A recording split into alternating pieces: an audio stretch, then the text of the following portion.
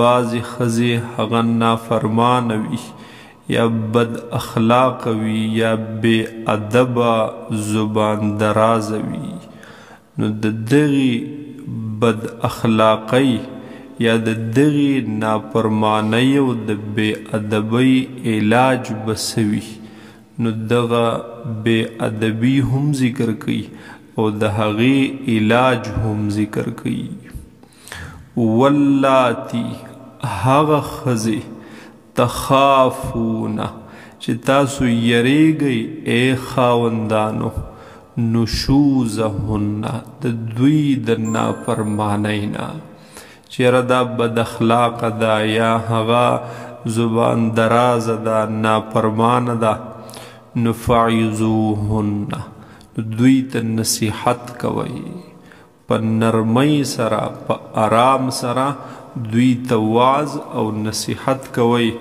شاید ستا په دې نصیحت د هغې خپل بد اخلاقۍ یا نافرمانۍ نه هغه کټاره شي. نوره بالفرض که په دغې باندې سمه نه شوه نو وهجروهن فی المضاجع بیا جدایي وکئ د دوی سره په ځای د ملاسته کې. بلکل داسې به هم نه کې چې مثال ښځه دې ناکاره ده جو بس لاړم د نه په مخه ته پوه شه او کار دې پوه شه د کور دې ورته بلکل پرېښوده ووتلې دې نه د کور نه به نه وځې یې به په دې کور کې خو یو ځای ورسره هغه سملمه هغه د ملاستې ځای دې نه خپل جدا کا. وهجروهن فی المضاجع نو جدا شئ د دوی نه فی المضاجع هغې په ځای د هغې ملاسته کې. دا دویم نمبر هغه د دې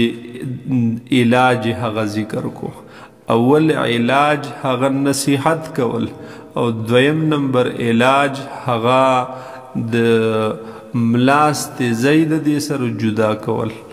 او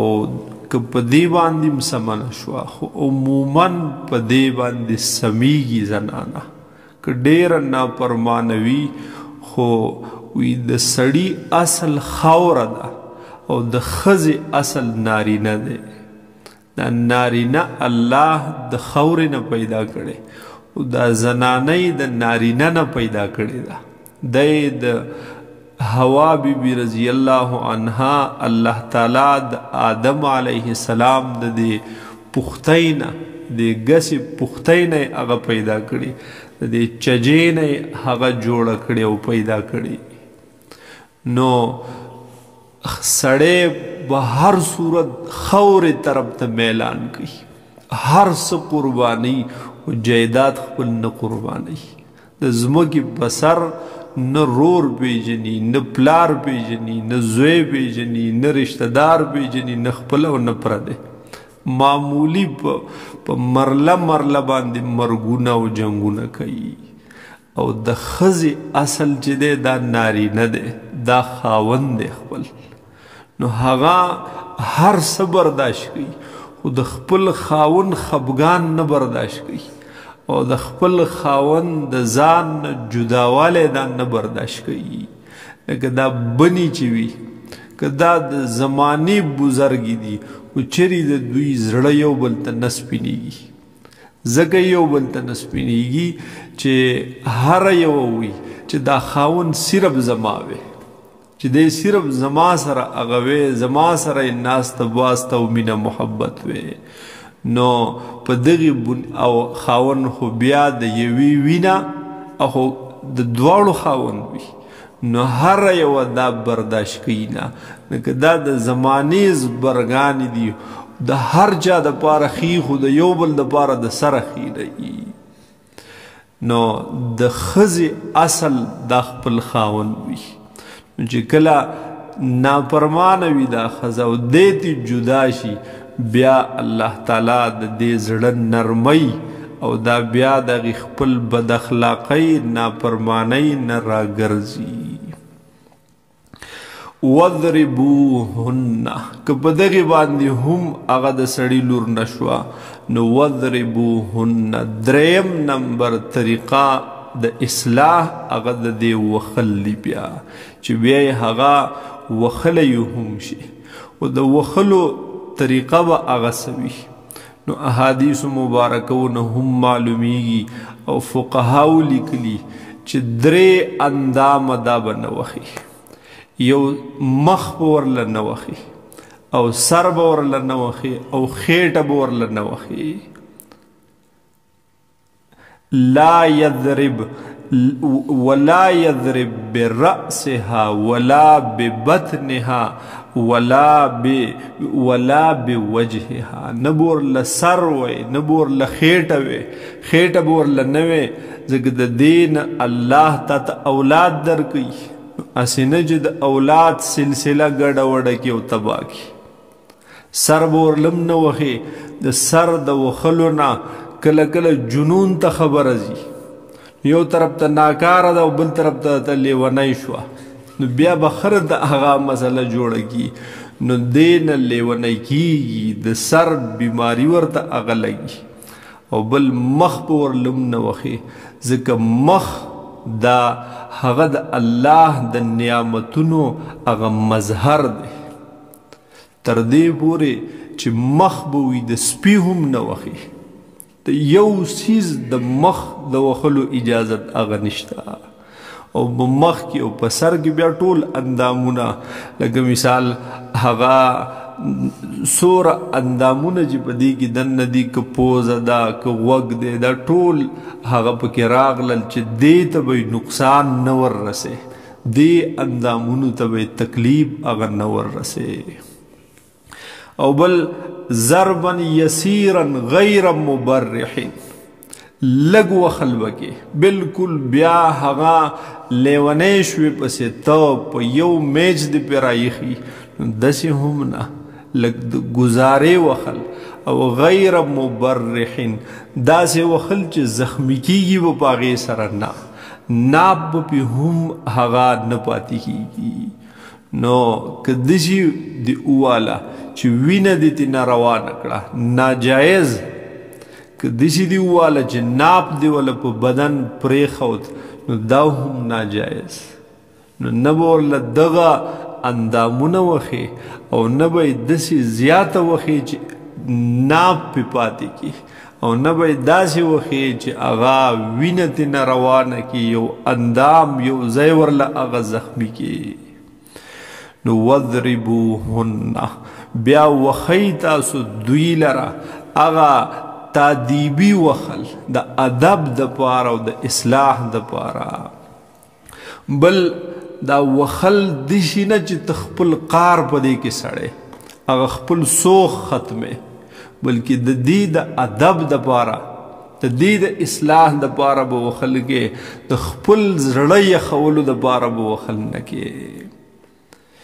فَإِنْ أَطْوَعْنَكُمْ فَلَا تَبْغُوا عَلَيْهِنَّ سَبِيلًا پس که جردا دوی تابعدار شوی په دې سره ستاسو تابع شوی په دې سره یعنی هغه خپل نافرمانی بد اخلاقی بے ادبی دی پرېښودله نو فلا تبغوا علیهن سبیلا نور پیغورونه به ورله بیا نه ورکې آینده به ورته بیا دا زړې نه ور یادې دا تیری خبرې به ورته بیا نه ور یادې او بیا بیا به د وخلو دپاره د جدا کولو دپاره سبانې هغه نه لټې او نه به تلاش کې باس چې توبهګاره نو توبهګاره چې توبهګاره شو نو ستا د طرف نه به مو اوس معاف وي آینده به دغه خبره قطعا کینا فلا تبغوا علیهن سبیلا پس متلاش کوي مطلب کوي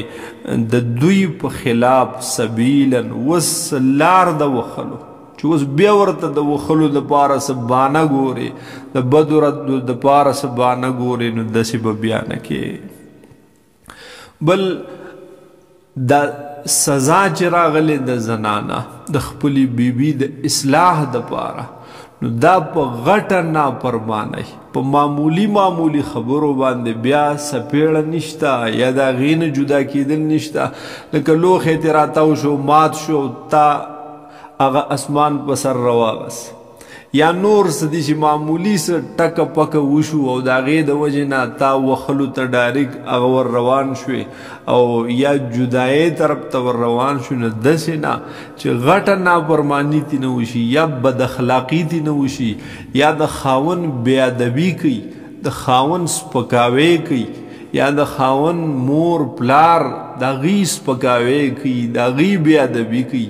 نو په دې نافرمانو باندې به بیا د دې نافرمانو اصلاح به یې کې د هغې نه په سالن کې جر د مالګه کمه یا سیوا چینی کمه یا سیوا پیالی پلیټ چرته راتاو مات او تا لوړ هغه تیار کېښودلی نو دغې اجازت نه په دغې خبرو باندې وخل ټکول کار دړ پې هم نشته وخل ټکول خو لا غټه خبره ان اللہ کان علیا کبیرا بیشک اللہ تعالی دے اوچت او لوی دے مطلب دا اے نارینا تا تی پا دے زنانہ باندے فوقیت در کڑے خو گورے یاد ساتا اللہ گورے استاد پاسا دے تی چوت کڑے پا دے خپل زنانہ خو گورے تا دمرم نئی چوت اللہ ستانا دیر چوت ذات دے ته داستانه ما تحت ده وګوره ته د خدای ما تحت دی ته د هغه نه لاندې او ته د هغه دغه حکم د لاندې او د هغه د قدرت ما تحت دی نو هغه خپل اوچتوالی دومره اوچتوالی مه ګڼه چې د خدای د پاسه ځان اوچت ګڼي ځان بالکل هغه 100% با اختیاره ګڼي او چې څه زه کوم جو هغه به کوم چې څه زما مرضي حق به چلیږي داسې هم مه کوه بلکې بېشکه الله تعالی دی علیا اوچت کبیرا او لوی د هر چا د پاسه هیڅ څوک د هغه نه چوت نه په اعتبار د ذات باندې څوک شته نه په اعتبار د صفتونو باندې څوک شته دی